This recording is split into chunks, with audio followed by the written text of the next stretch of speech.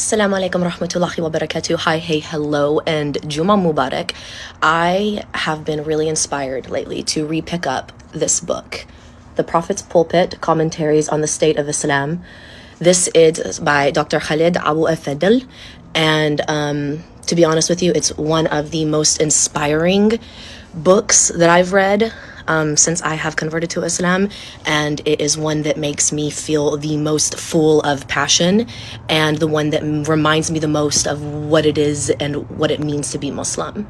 Right now, we're seeing an influx, a mass conversion of people who are seeing the Palestinians, who are inspired by them, and who are looking at Islam, and in turn, looking at us, people who were born Muslim, people who are converts, and what we're doing and how we're acting and what we're saying during this time. So I digress. I'm going to read this to you, just a couple of excerpts out of this that I find to just be extremely inspiring, and something that I think if you are a born Muslim, if you are a convert, if you're just a human being who comes across this and is like, man, there's a lot of people going to Islam. What does that mean? What does it mean to be Muslim?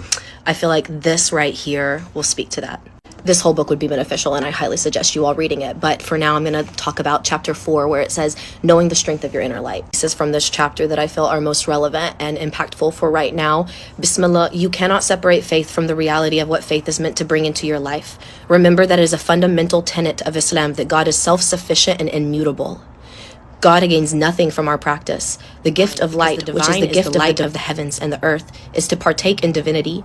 It is to see the divine within. No amount of law, instruction, or dogma can make you find the light within unless you look deeply at a mirror.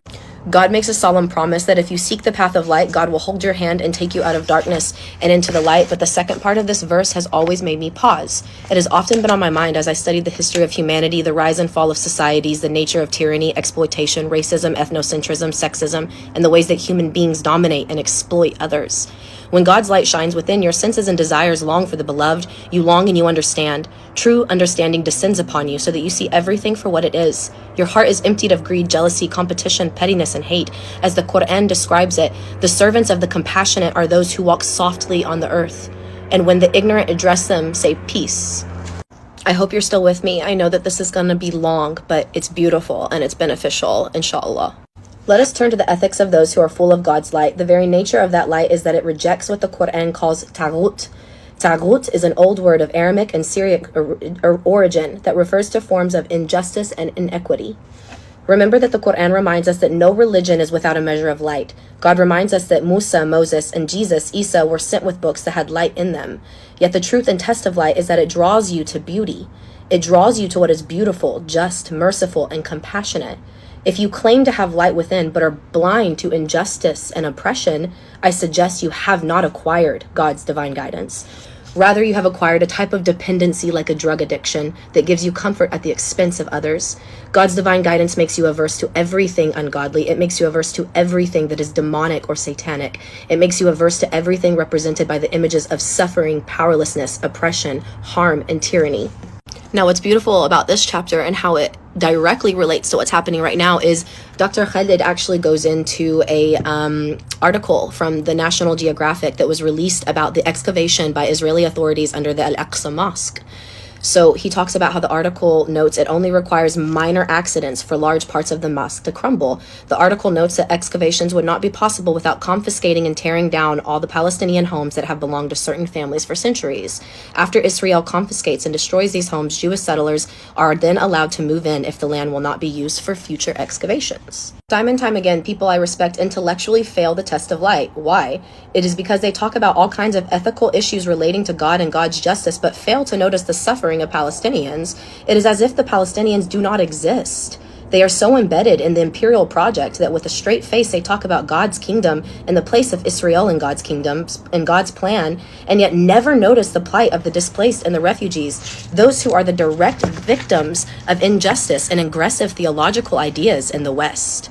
Just to be clear, this is from November 29th of 2019. This is, once again, not been just going on for a couple of weeks. this has been something that has been happening for decades. I think this message is honestly, genuinely to just anybody who follows a religion, follows an Abrahamic religion. You cannot have God's light if you do not notice the suffering of those who suffer. There are those who claim to have the light and yet fail to notice the suffering of African Americans and what it means to be an African American in inner city Philadelphia, New York, Houston, or Dallas. What it means to be an African in Africa today with governments that exist to serve the interests of the World Bank, France, or Netherlands, while crushing millions of dark-skinned people yearly without conscience. You cannot claim to have God's light and be indifferent to the great inequities of our world today, especially our support for despotism and mass human rights violations. So long as those violations are committed against darker-skinned people, we let it pass. If committed against people that look like us, however, we are suddenly troubled. The hypocrisy is a sure sign that the divine light is not within us. God reminds us time and time again that God does not love the unjust and God does not accept injustice. Injustice and oppression are anti-ethical to the soul of Islam and the nature of divine light. This is precisely why when you are drawn to light, you are drawn to beauty in all its forms, and beauty has the air of justice and equality. You do not think solely of your comfort or whether your needs are met. You are ignited by light to think of the suffering of others. It is like saying, what is within me that I exist to serve you? That is Islam. That has been Islam from the very beginning until today. Pray with me that Muslims remember that. Highly suggest.